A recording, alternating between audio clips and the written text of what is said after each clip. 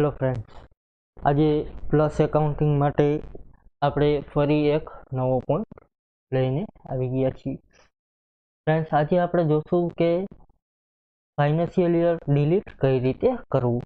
હવે friends, financial year most of delete કરવાનું હોતું નથી, પરંતુ અમુક વખતે એવું થતું હોય છે કે આપણી પાસે ભૂલથી જે વર્ષ છે એ ક્રિએટ થઈ ગયું છે, તો એને ડિલીટ કઈ રીતે કરવું, અથવા તો આપણે સોફ્ટવેરમાં એ વર્ષ રાખવા નથી માંગતા, એનો ડેટા આપણે સોફ્ટવેરમાં જોતો નથી, તો એ વર્ષ ડિલીટ કઈ રીતે કરવું. તો એની માટે સૌપ્રથમ ડેમો વર્ઝન ખોલી લેશું. અહીં ફ્રેન્ડ્સ યુટિલિટીમાં જશું. અહીં આપેલું છે ડેટા યુટિલિટી.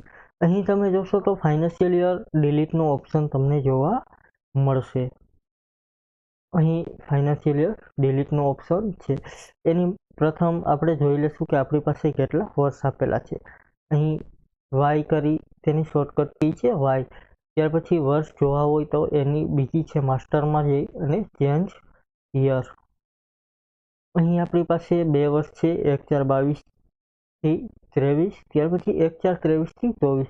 તો અહીં 23-24 આપણે ડિલીટ કરવું છે, તો કઈ રીતે કરવું. અહીં તમારે એક્ઝામ્પલ તરીકે 1/4/23 થી 24 ડિલીટ કરવું છે. હજી એ વર્ષ ચાલુ થયું નથી, એ આપણે ડિલીટ કરવું છે, તો કઈ રીતે કરી શકીએ. તો એની માટે આપણે સૌપ્રથમ જે વર્ષ ડિલીટ કરવું છે એના સિવાયનું વર્ષ ખોલવાનું રહેશે. અહીં 1/4/22 થી 23 લઈ લેશું, કારણ કે 23-24 આપણે ડિલીટ કરવું છે એટલા માટે. અહીં યુટિલિટીમાં જશું, એમાં ડેટા યુટિલિટી છે. ત્યાર પછી અહીં આપેલું છે ફાઇનાન્શિયલ યર ડિલીટ. અહીં જે વર્ષ ડિલીટ કરવું છે એ વર્ષ લઈ લેશું. અહીં એન્ટર આપીશું. અહીં પૂછશે are you sure two delete your database, એટલે કે તમારે ડેટાબેઝ છે એ બધું જ ડિલીટ થઈ જશે. તમે શ્યોર છો, તમારે જે યર છે એ ડિલીટ કરવું છે, તો અહીં યસ કરશો એટલે એ વર્ષ આપણું ડિલીટ થઈ ગયું. અહીં આપણું વર્ષ ડિલીટ થઈ ગયું છે. હવે ફરીને વાય કરીને જોશું તો એ વર્ષ અહીં બતાવશે નહીં.